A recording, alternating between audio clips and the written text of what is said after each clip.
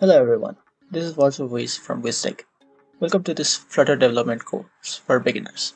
In this course, you will learn about the basics of Flutter developing, including how to create a Flutter app, add user interfaces, manage app state, and many more.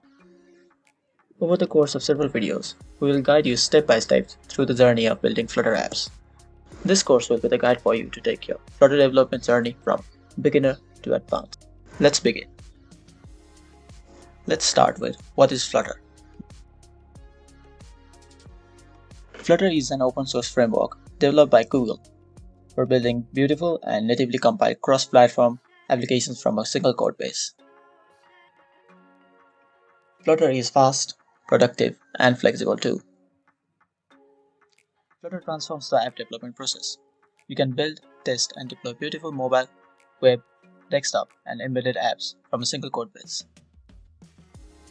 So what is cross-platform? Cross-platform means with a single code base, you can make multiple apps like desktop, mobile apps, websites. How does Flutter work? Flutter uses Dart. Dart is a client-optimized programming language for fast apps on any platforms.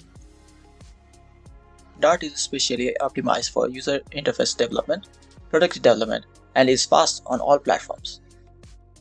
With Dart's hot reload feature, you can instantly view changes in your running app.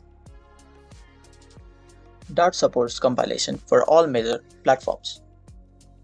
Before we dive deeper into Flutter development, we must first learn the basics of Dart. In our next video, we will learn the basics of Dart.